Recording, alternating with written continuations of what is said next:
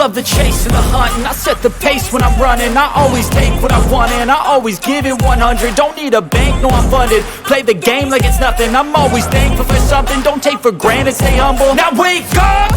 It's time to look at the enemy. Look in the mirror if he is no friend to me. It's not working out.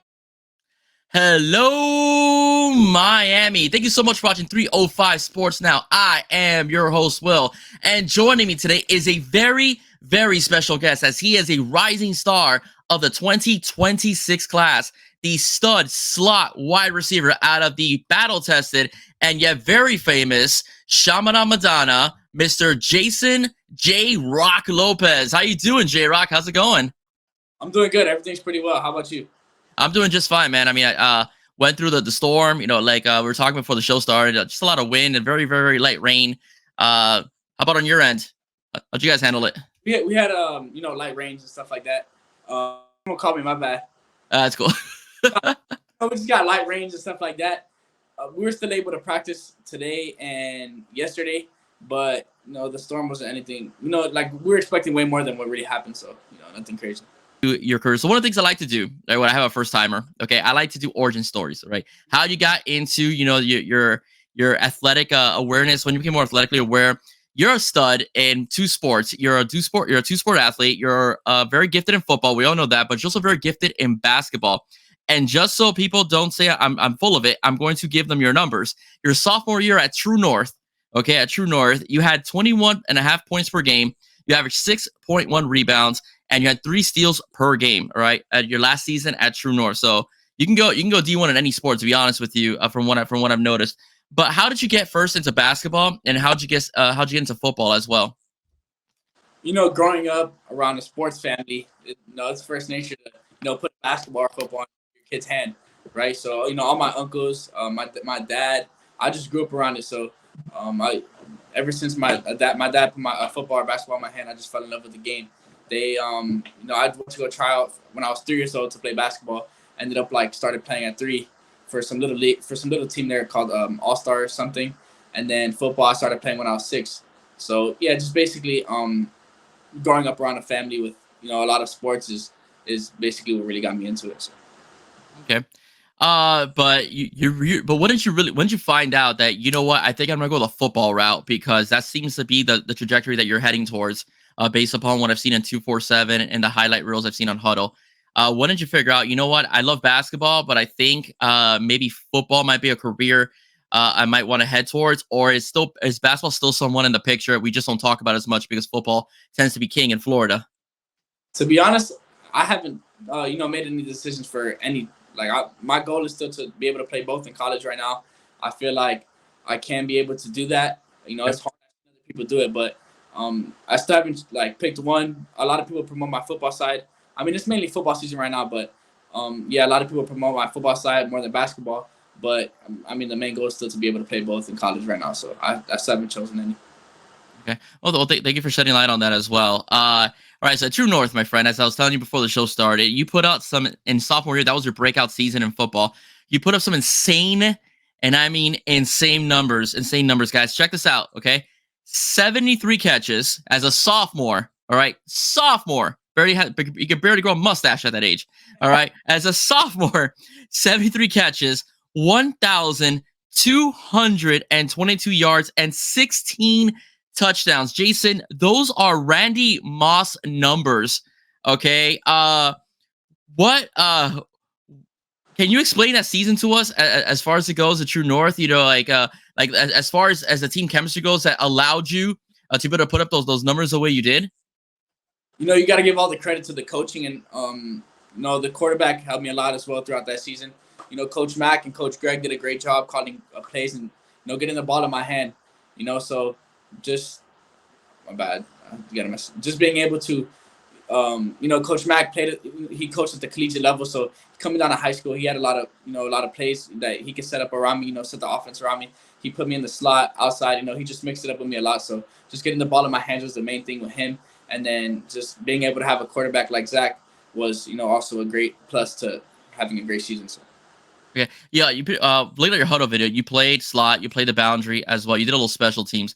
Is there any preference you have at wide receiver? Do you prefer being in the slot position? Do you prefer the boundary or whatever? You could excel in any one of those two.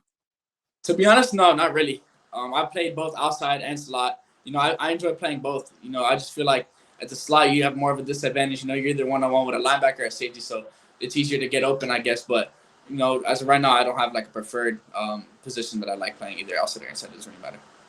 Well, cool. Well, like I said, you put those numbers at True North, and let's say, like I said, you put up Randy Moss numbers. You go and transfer into Chaminade, a school that has become a Power Four pipeline.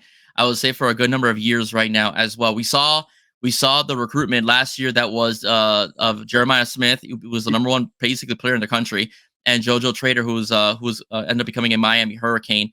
What made you make the decision to go to Chaminade? Did it contact you, or did you contact them, or was it something that was mutual? Chaminade, they blessed me with the opportunity that me and my family felt like we couldn't really, pass up. So, they ended up contacting me, and they over here at Chaminade, the competition's better. They play, they have a harder strength of schedule, and I just felt like, there was an opportunity that it was just I couldn't really give up. So, Chaminade, we made the decision, me and my family, to come up here and play over here for Chaminade, and yeah, just Okay. yeah.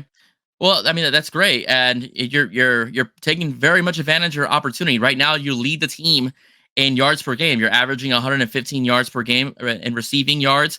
You're as a junior. By the way, there's only been 7 games played, guys, and this is a school that plays very, very, very, and I say very elite competition. Jasen, you have 51 catches for 809 yards and 5 touchdowns already. Uh, you have a series of athletes and wide receivers around you that are being basically committed to Power Four schools. What are you doing that you're able to get the ball so much, being a junior and being a first year student at that school, that the quarterback's been able to get you the football? What exactly is it? The position that you're in? Is the fact that your other teammates allowed the field to open up more for you? Or is it just something that if you see a hole in the let's say for example the zone, you make your quarterback's life a little easier and make sure you get open and make a play on the football? I just feel like Coach Rowe does a really good job, in getting the ball to his playmakers and putting us in the right positions mainly, and then having as well a wide receiver core where all the receivers are able to make plays and have all these Power Five offers. It just makes everyone's life easier, not just mine. So the defense not being able to focus on just one guy, that helps a lot as well. But yeah, just mainly Coach Rowe and our quarterback being able to give me the ball in space and me making plays, really the main thing. So. You have a very striking similar style, and you wear the same number as a very famous and record-breaking wide receiver for the Miami Hurricanes, Xavier Restrepo. Now, as you can tell from my background, this is a very friendly show to the University of Miami, as you can see right there. Bearing the number 7 in general, playing slot, is Xavier Restrepo a guy whose career you follow closely, or number 7, or wearing that number 7? It just has a different meaning to you. It's not just just happens to be Xavier's number. To be honest, Xavier Shepard wasn't really a guy that I knew coming out of high school or anything like that. Like Okay. I just started finding out about him, recently, just because I've been getting like compared to him and stuff like that. But number 7's always been a number I've had since my first game. I've never played a tackle football game without the number 7, actually, which is pretty crazy. So, yeah, just having number 7 had a different meaning. It was actually, I feel like number 7 was just meant for me, because Okay. When I was younger, they gave me the jersey number 6. It was just too big for me, and then they gave me number 7. And I just stuck with it throughout the rest of my, career.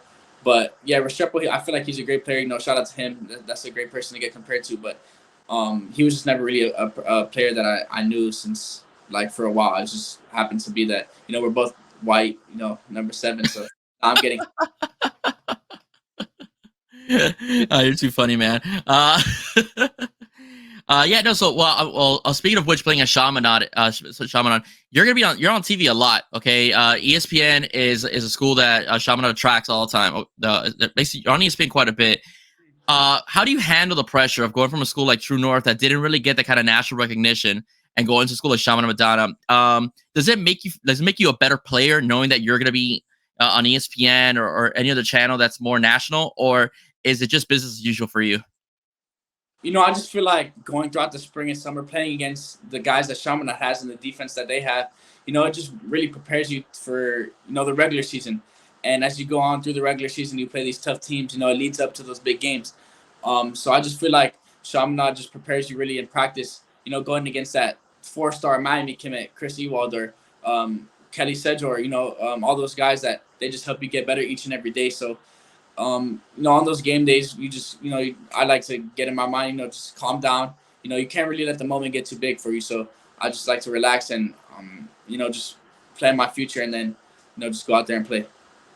Yeah. Well, I mean, you're drawing a lot of attention. Going down to the recruiting aspect of this interview, there are a few schools that are after you and taking a look at you. One of them is the University of Miami. One of them is Florida. Arizona State is looking at you as well. How are you handling the whole recruiting aspect of things, as far as coaches constantly being in contact with you, calling you, showing up at games with scouts? Like, what's your feeling in regards to that? Is it something you enjoy, as far as the attention you're getting from these coaches, the opportunity to play for these prestigious schools? Yeah, I'm just mainly beyond blessed to be able to, be in contact with these many coaches and stuff like that. So just being able to, just stay in contact with these coaches. I haven't really chosen anybody or favored anybody yet. So I just kind of keep them all the same. Like I just text them all back, and yeah, so I'm just mainly blessed. It's all God. So I just got to say thank you to God for that. So. It's awesome to hear, but I also have another question for you. Have you taken any visits? I know that UM has brought on some 2026 and even 2027 guys on campus for cookouts or whatever it is, or just like to see the facilities. Have you taken any visits to any schools? No, I haven't actually. I haven't taken Okay. anything like that yet. So I have to make a schedule. Okay. All right. No, that's pretty good. All right. So again, like I told you, we're a very UM friendly school. I'm not gonna ask you who you're committing to. Okay. Or who you think about committing to. I'm not gonna do that. But I want to know, since we are very, like I said, very friendly to the University of Miami on here in general. What have you seen from the University of Miami this past season, and maybe even last season as well, that has intrigued you and makes them an attractive destination for players such as yourself at the wide receiver position? I mean, Miami's doing really big things right now, being undefeated. So they're on a roll right now, and I just feel like the coaches are doing a great job and trusting in their guys. Like that comeback versus California, that was a big one. Just that shows the adversity and their practice habits and stuff like that. So Miami's doing great right now, and just this season being how it is, that's definitely like an up in the recruitment for me. So I'm just keep watching them as they go through the season. I just wish them all good luck. Yeah, you guys at Chaminade run pretty much a spread offense. Is your offense similar to that of the University of Miami's, or are there some differences that you see that within both offenses? I feel like both of our offenses are, they're kind of similar. They have similarities. I just feel like, we both like run the ball as equally as we pass the ball. We're able to balance it out. So, yeah, in that aspect, I just feel like they both are similar in that way. So. Cool. All right, well, young man, enjoyed having you on. But you have a very big game coming up this Friday evening against a very popular school, and I will say a very traditional school when it comes to South Florida football. You want to plug that for yourself and your boys? Sure. So yeah, we play tomorrow, Friday night at 7:00 at FIU Stadium versus St. Thomas Aquinas. Just pop out. It's gonna be on ESPN as well if you guys want to watch. So, yeah, make sure to go watch it, guys. Anything else you want to promote? Any handles you want people to follow you on, or any of that sort? My Instagram is J7ROCC. My Twitter is JasonL_7. And shout out my grandma and grandpa, Abu Nani, Jose and Vivian. I know they're gonna watch this, so gotta shout them out for sure. They're friends with you as well. So yeah, that's it. Yeah. Your grandpa is my new ESPN insider. All right, I shared a story with you on X, and I shared a story with you off camera. I wanna let the audience in. Everybody knows I work at Westland. I even did a story on them before when they had Jamari Howard as a cornerback, and Coach Gross was the head coach. Jasen's grandfather, Jose, again, a shout out to him. I remember we had a conversation. This was when it was Manny D's last season when he was a lame duck coach, pretty much. And we were saying who could be the next Canes head coach. You know, some of us talked about possibly Lane Kiffin being the next Canes head coach and so on. That was one of the guys that we talked about. But his grandfather was outside speaking with us before class started, said the next head coach of Miami Hurricanes is going to be Mario Cristobal. And we looked at him and said, nah, you're insane. Come on, Jose. No, we didn't say insane, sorry. Respectful, but nah, come on, Jose, no way. Why would it leave Oregon? I mean, come on, Justin Herbert, Penei Sewell, 10-win season. He's got a co-Pac-12. He's got all that Oregon money. UM is cheap, in general.